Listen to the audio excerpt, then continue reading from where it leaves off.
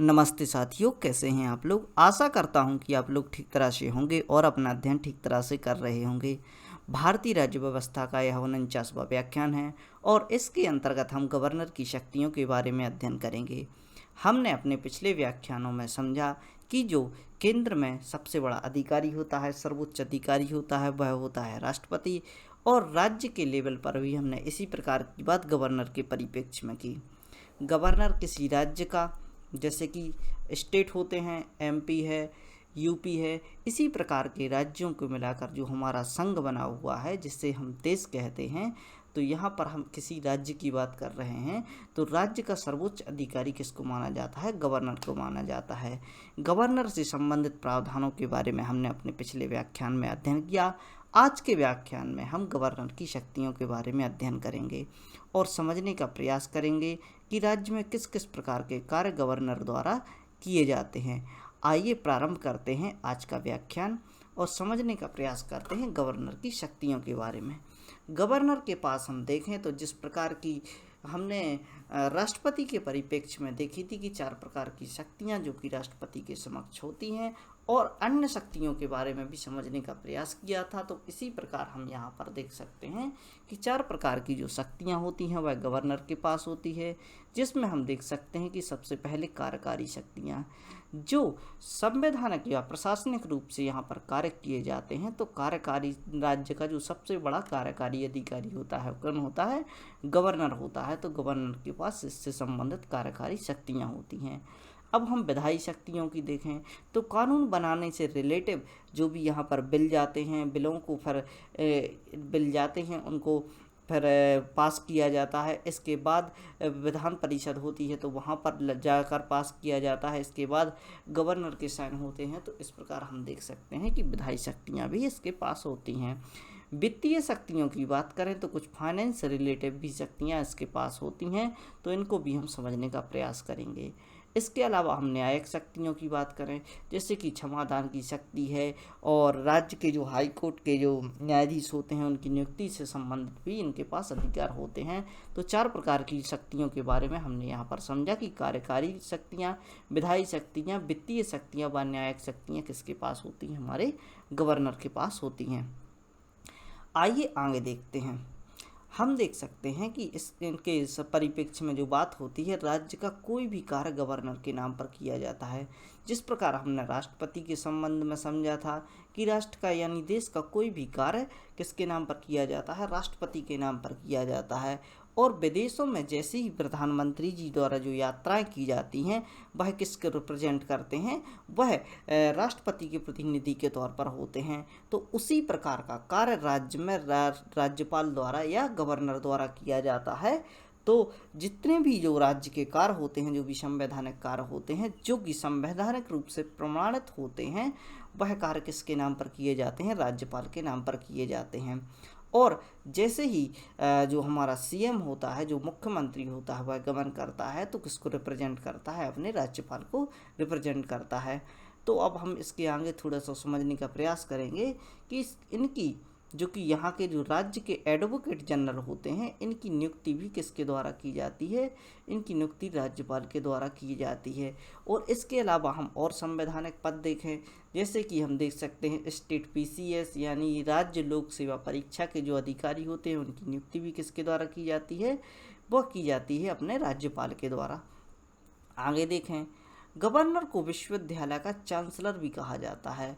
अब हम देख सकते हैं कि इनको राज्यपाल बनते ही एक और पद मिल जाता है, और एक इसके परिप्रेक्ष्य में आप देख सकते हैं कि जो यहाँ के विश्वविद्यालय होते हैं, राज्य के विश्वविद्यालय, उनका चांसलर भी इसको कहा जाता है। प्रशासन से संबंधित जानकारी के लिए यह मुख्यमंत्री को सलाह लेनी होती है। यानी हम देख सकते हैं कि जैसे ही कोई प्रशासनिक कार्य यहाँ पर किया जाता है तो उससे संबंधित जो जानकारी है, जो सलाह है, वह मुख्यमंत्री से इसको लेनी होती है। यानी राज्यपाल जो भी यहाँ पर जो राज्य से संबंधित जो भी कार्य हो रहे हैं, जो भी योजनाएं चल रही हैं, उनके बारे में जानकारी व सलाह किससे ले सकता है? मुख्यमंत्री से ले सकता है। और हमने पहले इसके बारे में थोड़ा सा अध्ययन किया है और इसमें हमने समझा कि जो क्या होता है, जो केंद्र और राज्य के बीच सामंजस्य स्थापित करने के लिए मध्यस्थता का कार्य कौन करता है? हमारा गवर्नर करता है। अब देखते हैं, संवैधानिक आपातकाल की सूचना राष्ट्रपति को देना, यानी यहाँ पर हम स्पष्ट रूप से समझ सकते हैं कि संवैधानिक गतिविधि यहाँ पर ठीक नहीं चल रही है। आपने देखा होगा कि जैसे ही यहाँ पर किसी भी कोई पार्टी होती है वह अपनी मेजॉरिटी खो देती है, तो यहाँ पर राज्यपाल द्वारा इसकी सूचना कहाँ दी जाती है, इसको राष्ट्रपति को दी जाती है कि यहाँ इस प्रकार की स्थिति बन रही है कि सरकार अपने बहुमत में नहीं है और यहाँ पर राष्ट्रपति शासन लगा दिया जाता है। तो इस प्रकार जब संवैधानिक आपातकाल की बात होती है, जो कि आर्टिकल 356 के अंतर्गत आता है, इसके बारे में हमने पहले ही अध्ययन किया था, तो इस प्रकार की समस्या आने पर यह राष्ट्रपति को सूचना देने का कार्य करते हैं। राज्य निर्वाचन आयुक्त, अब राज्य निर्वाचन आयुक्त की भूमिका क्या होती है, आपने पहले ही समझ चुके होंगे कि जो निर्वाचन आयोग होता है, केंद्र का निर्वाचन आयोग होता है, उसके द्वारा MP, MLA और भी जो भी राष्ट्रपति हैं, प्रधानमंत्री हैं, ये सब जो कि चुनाव होते हैं वह कंडक्ट कराए जाते हैं। अब आप दिमाग में सोच रहे होंगे कि ऐसा कौन सा चुनाव बचता है जिसके लिए किसकी नियुक्ति की जाती है, राज्य निर्वाचन आयोग की। तो आपको 1992, 1993 में जो म्यूनसिपैलिटी तथा ग्राम पंचायत निकल कर आई थी वह राज्य से रिलेटिव होती हैं, वह राज्य के विषय में आती हैं। तो इनके चुनाव करवाने की जिम्मेदारी किसके पास होती है, राज्य निर्वाचन आयोग की होती है। चलिए आगे देखते हैं। विधायी शक्तियों में हम देखें तो अब हम जो 4 शक्तियाँ, विधायी शक्तियाँ, न्यायिक शक्तियाँ, कार्यकारी शक्तियाँ और वित्त से संबंधित शक्तियाँ हैं, उनके बारे में अध्ययन कर रहे हैं। तो सबसे पहले हम देखते हैं कि विधायी शक्तियाँ इसके पास कौन कौन सी होती हैं। सबसे पहले हम देखें कि राज्य वित्त आयोग, जिस बारे में हमने देखा कि जो कि किसके चुनाव कंडक्ट कराता है, म्यूनसिपैलिटी एवं ग्राम पंचायतों की, तो उसकी नियुक्ति किसके द्वारा की जाती है, हमारे राज्यपाल के द्वारा की जाती है। राज्य लोक सेवा आयोग के जो अध्यक्ष होते हैं और सदस्य होते हैं उनकी नियुक्ति भी किसके द्वारा की जाती है, गवर्नर के द्वारा की जाती है। और इसके अलावा हम देख सकते हैं कि राज्य वित्त आयोग, राज्य लोक सेवा आयोग की जो रिपोर्ट होती हैं, जो भी इनके द्वारा रिपोर्ट पब्लिश की जाती हैं, उनको राज्य विधानसभा के समक्ष रखने का कार्य भी किसके द्वारा किया जाता है, हमारे राज्यपाल या गवर्नर के द्वारा किया जाता है। अब हम देख सकते हैं कि इसके जो आगे कार्य होते हैं, यानी समन बुलाना, यानी बैठक को बुलाना, उसका अवसान करना एवं राज्य विधानसभा को भंग करना, इस प्रकार के कार्य किसके द्वारा किए जाते हैं, राज्यपाल के द्वारा किए जाते हैं। वर्ष की पहली बैठक एवं नई सरकार बनने की पहली बैठक किसके द्वारा बुलाई जाती है, राज्यपाल के द्वारा बुलाई जाती है। इसी के परिप्रेक्ष्य में हमने राष्ट्रपति के बारे में अध्ययन किया।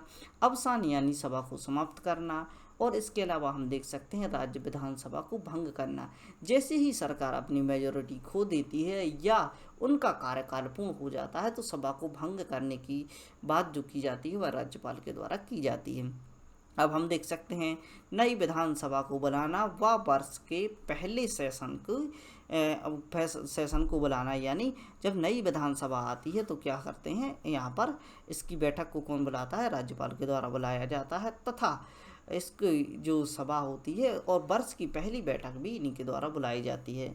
अब हम देख सकते हैं स्पीकर व डिप्टी स्पीकर की अनुपस्थिति में अध्यक्ष को चुनना।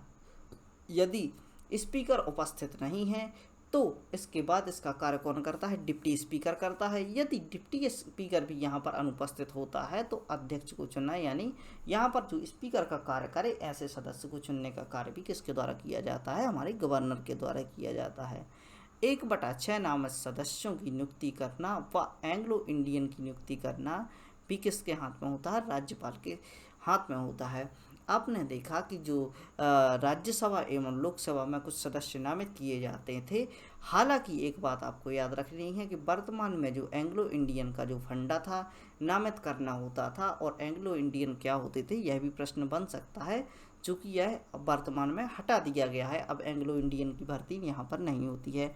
ऐसे कोई इंडियन जो भारतीय मूल के व्यक्ति, जो महिला है, किसी विदेशी पुरुष के साथ उसने विवाह किया हो और वह भारत में रह गए हों, तो ऐसे व्यक्ति को एंग्लो इंडियन कहा जाता है, या ऐसे पुरुष जिनका ब्रिटिश महिलाओं यानी विदेश की महिलाओं के साथ विवाह हुआ हो या वो इंडिया में रह रहे हों, तो इस प्रकार के लोगों के लिए भी यहाँ पर एक सीट होती थी। ऐसे बहुत से लोग थे, इनका एक ग्रुप बन गया था एंग्लो इंडियन ग्रुप। तो इसके द्वारा इनको जैसे कि हम आपात जो कि हमारी जो अल्पसंख्यक होते हैं उनके लिए संरक्षण की बात करते हैं, इसलिए एंग्लो इंडियन के संरक्षण की बात यहाँ पर की जाती थी। तो एंग्लो इंडियन के लिए जो भी राज्य एवं केंद्र में इनके लिए सीटें रिजर्व होती थी, जो कि इनके भले के बारे में सोच सकें। तो यह सीटें जो अभी हाल में इसको निरस्त कर दिया गया है। तो आपने स्पष्ट रूप से समझा होगा कि कौन से व्यक्ति थे जो एंग्लो इंडियन कहे जाते थे।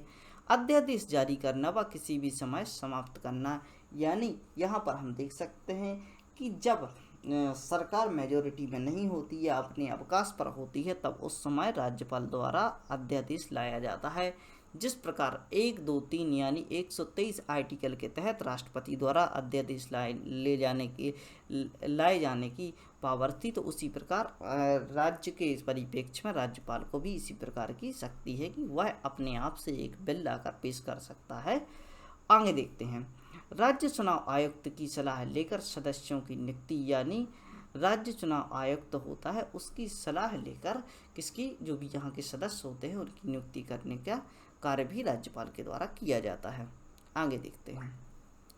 अब विधेयक से संबंधित शक्तियाँ यहाँ पर हम देखते हैं। तो विधेयक यानी जो इनके द्वारा बिल लाया जाता है या बिल से रिलेटिव जो भी शक्तियाँ होती हैं, जो राज्य के लिए कानून बनाने तो होते हैं उनसे संबंधित शक्तियाँ होती हैं। तो यहाँ पर हम देख सकते हैं साइन करके स्वीकारिता दे सकते हैं, यानी जब इनके पास कोई बिल आता है तो उसको साइन करके स्वीकारिता दे सकते हैं।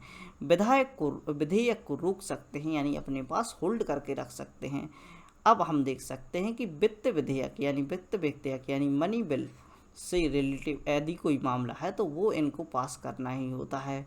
यदि इसको छोड़कर कोई भी बिल विधानसभा में आता है तो उसे यह वापस कर सकते हैं, या गैर संवैधानिक होने पर इसे वापस कर सकते हैं कि यह सही नहीं है, इसको सुधार कर आप वापस लाइए। हालांकि ये होता है कि एक बार वापस करने के बाद दोबारा इनको एक्सेप्ट करना ही होता है। तो यह थोड़ी सी शक्ति यहाँ पर राज्य विधानसभा एवं संसद को भी दी गई है। किसी भी विधेयक को राष्ट्रपति की सहमति के लिए अपने पास रख सकते हैं।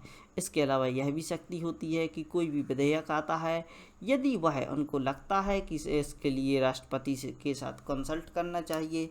यहाँ पर हम देख सकते हैं कि थोड़ा संघवाद का कॉन्सेप्ट निकल कर आता है। यदि कोई राज्य के द्वारा ऐसा कोई कार्य किया जाता है जो देश के हित में नहीं है, तो इस प्रकार के बिल को यह अपने पास रख लेते हैं और राष्ट्रपति से पूछने के लिए जाते हैं। तो यहाँ पर हम देख सकते हैं कि राष्ट्रपति की सहमति के लिए यह बिल अपने पास रख सकते हैं। यदि विधेयक संवैधानिक प्रावधान से बाहर का हो तो इस प्रकार के बिल को इनके द्वारा होल्ड करके रखा जा सकता है। राज्य के नीति निर्देशक तत्वों के विरोध में यदि कोई ऐसा नियम बनाया जाता है और बिल के रूप में पास किया जाता है तो उसको भी होल्ड किया जा सकता है।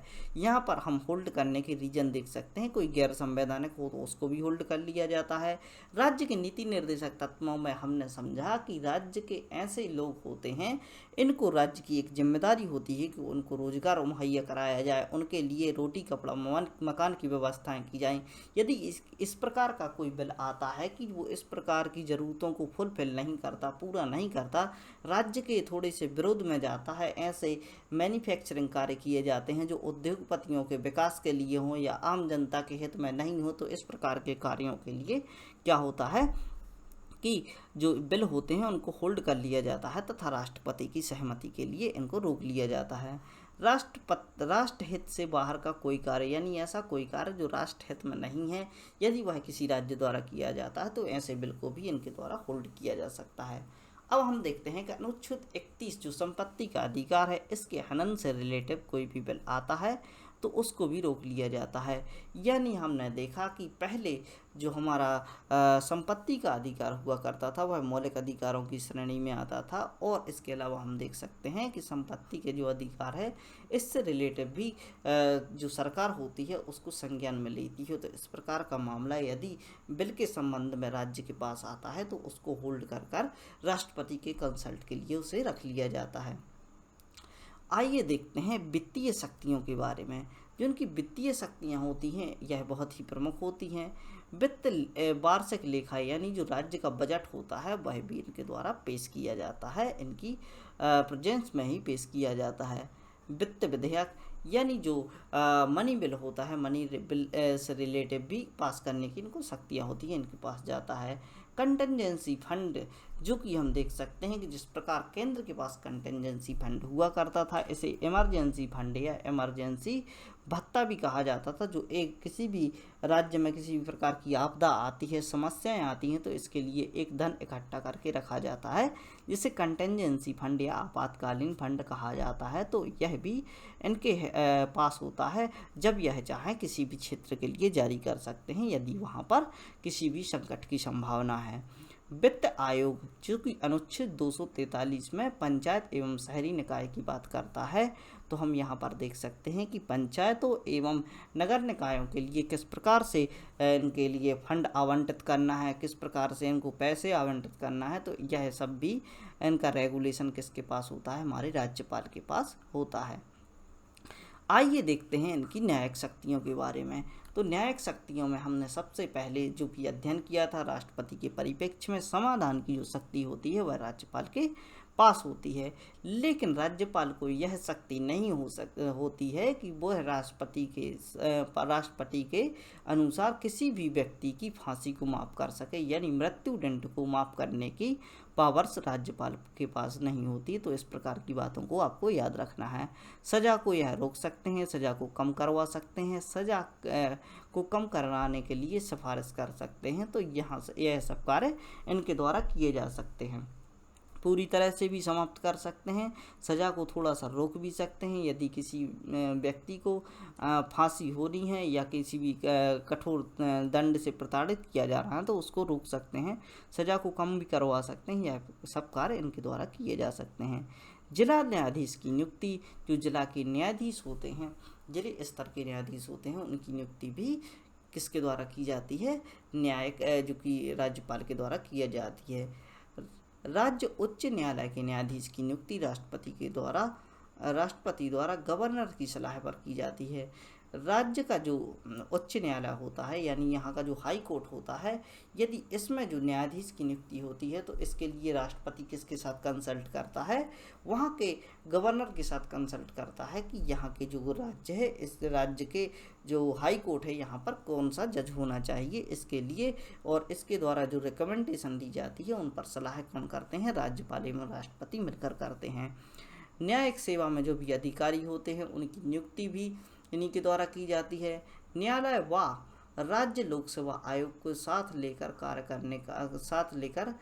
कार्य भी यहाँ पर किया जाता है। तो यहाँ पर आपने समझा, न्यायिक सेवा अधिकारी, कुछ अधिकारी ऐसे होते हैं जो न्यायिक कार्य किया करते हैं, जैसे कि हम एसडीएम देखते हैं कि जिन्हें कि दंडाधिकारी भी कहा जाता है। तो यहाँ पर वह लोगों की सुनवाई करते हैं और न्यायिक पद पर कार्य करते हैं। तो इस प्रकार के पदों की नियुक्ति भी न्यायिक शक्तियों के अंतर्गत आती है, जो कि राज्यपाल से रिलेटिव होते हैं। अब हम आगे देखते हैं। तो यहाँ पर हमने सारी जानकारियों को अच्छे से समझा और समझने का प्रयास किया कि राज्यपाल के बारे में कौन कौन सी ऐसी शक्तियाँ होती हैं, और राज्यपाल के परिप्रेक्ष्य में विशेष जानकारियों को प्राप्त करने का प्रयास यहाँ पर किया। तो यहाँ से आपको सारी जानकारी प्राप्त हुई होगी। इसी प्रकार की जानकारी के लिए बने रहें स्टडी बाय राइट मनी पांडे से, और अध्ययन करते रहें पॉलिटी का। और यदि आपको यह सब चीज़ें अच्छी लगती हैं, ऐसा लगता है कि बच्चों के भविष्य के लिए आगे इसको पहुंचाया जा सके, तो ऐसे बच्चों तक पहुंचाने का प्रयास करें जो इस प्रकार की शिक्षा से वंचित हैं, और इस मुहिम को आगे बढ़ाने का प्रयास करें। लगभग 50 व्याख्यान हमारे पूरे होने वाले हैं। हिस्ट्री के व्याख्यान हमारे द्वारा कवर कराए गए हैं। तो इसी प्रकार के अध्ययन के लिए बने रहें और पढ़ते रहें। तो ठीक है, धन्यवाद अब तक मुझको सुनने के लिए। पढ़ते रहें, खुश रहें। जय हिंद, भारत माता की जय।